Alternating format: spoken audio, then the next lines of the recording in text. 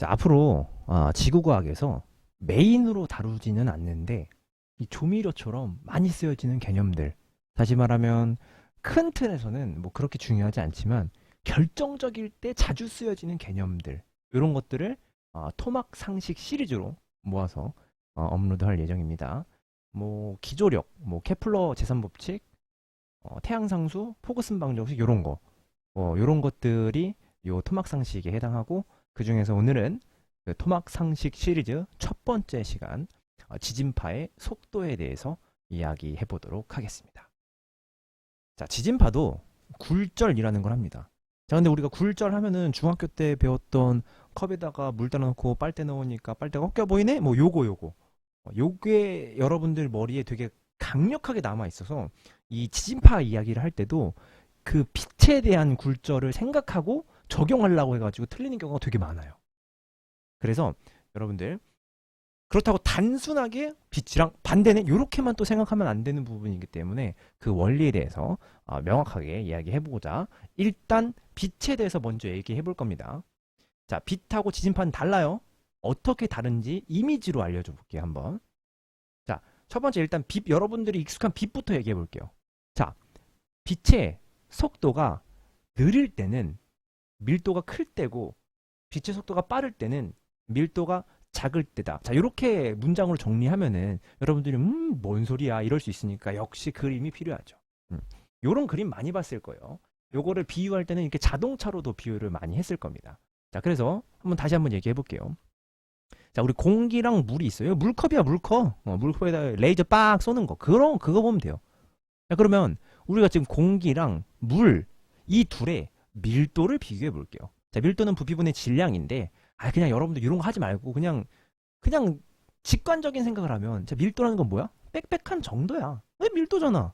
그쵸? 자, 그럼 공기랑 물이랑 비교해봐요. 누가 더 빽빽해요? 물이 더 빽빽하죠? 그럼 공기가 더 느슨하잖아요. 여러분들 물에서 달려가면은 좀 느리고, 공기에서 달려가면 좀 더 빠르잖아. 그런 거예요, 그런 거. 자, 그럼 빛은 공기랑 물을 어떻게 받아들이느냐, 요게 되게 중요한 거거든요. 빛은 얘네를 방해물로 받아들여요. 방해물로. 그러니까 앞에 공기든 물이든 입자잖아요. 입자들이 많이 있으면 막 싫은 거야. 나 느려져 막 얘네들이 나 방해해. 내가 빨리 가고 싶은데 앞에 막 빽빽하게 있으면 나 비켜 저리가 이렇게 인식한다고. 물론 여러분들이 여기서 궁금할 수 있어요.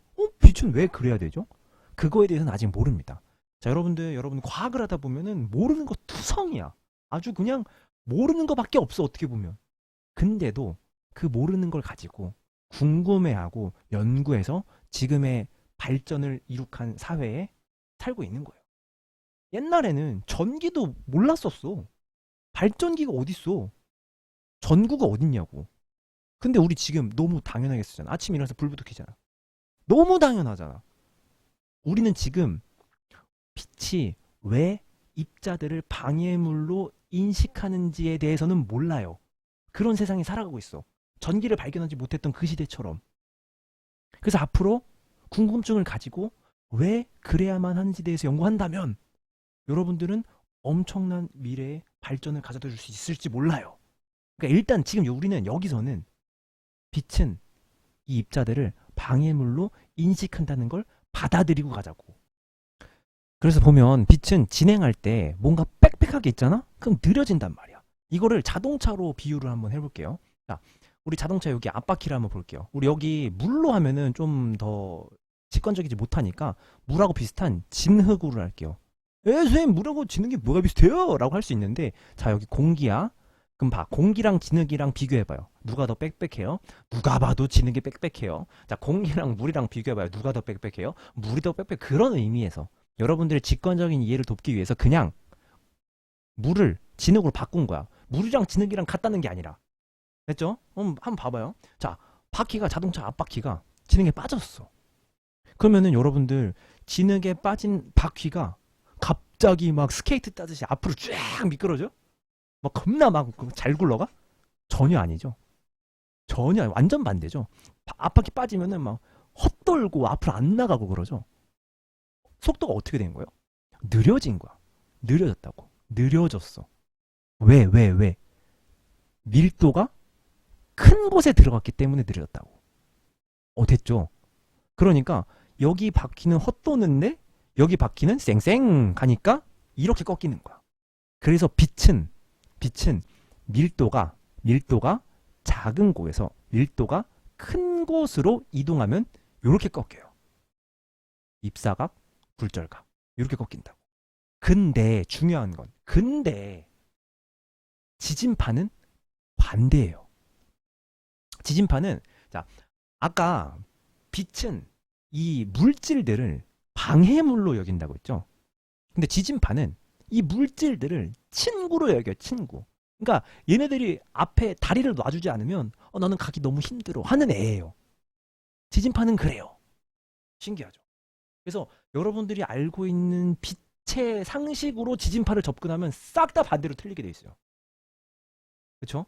그러니까 원리를 가지고 이해를 해보도록 하겠습니다. 자, 아까 빛 같은 경우에는 자동차 그냥 바퀴를 일반적인 바퀴를 줬어요. 근데 이 지진파는 비유를 하자면 마치 오리발바닥이요. 자동차 바퀴가 아니라. 좋아요. 자, 그러면 아까랑 똑같은 그림으로 입사해 보겠습니다. 자, 아까랑 마찬가지로 여기는 밀도가 작고 여긴 밀도가 큽니다. 여러분들 이거를 공기에서 물로 지진파가 들어가는 걸 상상하라는 게 아니라 밀도가 작은 곳에서 밀도가 큰 곳으로 간다라고 상상해야 됩니다. 그래서 지진파를 얘기할 때는 대부분 밀도가 낮은 액체에서 고체 쪽으로 이런 느낌으로 하는 게 많아요. 거꾸로 고체에서 액체 쪽으로 가는 것도 있겠죠. 그러니까 중요한 거는 기체에서 액체로 가는 그 상황이 아니라 밀도가 작은 거에서 밀도가 큰 방향으로 가는 거, 그거에 대해서 이야기하고 있다라는 거에 집중을 해줬으면 좋겠습니다. 자, 그래서 아까랑 똑같이 입사할 거야. 지진파는 이 입자들을 어떻게 생각한다고 했죠? 방해물로 생각한다고 했어요? 친구로 생각한다고 했어요? 그쵸? 친구로 생각한다고요. 그러니까 자, 얘네들은 지진파는 아까랑 완전히 다른 양상을 띠게 돼요. 자, 밀도가 큰 곳으로 가면 친구들이 많아졌네? 그러면 속도가 어떻게 된다는 얘기예요? 그렇지, 더 빨라진다는 얘기예요. 원래 빛 같은 경우에는 얘네들이 많으면 아우 비켜 저리가 아우 짜증나고 느려지는데 지진파는 밀도가 높을수록 밀도가 클수록 훨씬 더 추진력을 받아서 더 빨리 가는 애라. 그래서 선생님이 오리발로 비유를 든 겁니다. 그럼 봐봐. 자, 밀도가 여기 큰 곳에 딱 닿았어. 그러니까 물에 딱 왔단 말이야. 그러니까 오리발 만났어. 물이랑 만났어. 어떻게 돼? 아주 그냥 신나죠. 그냥 철부덕 엄청 빨리 가죠. 이쪽 바퀴는 엄청 빨리 가. 근데 이쪽 바퀴는 아직 느려. 그러니까 이렇게 휘게 되네. 그런 양상을 띠게 된다는 거. 그게 빛과 지진파가 결정적으로 다른 것입니다.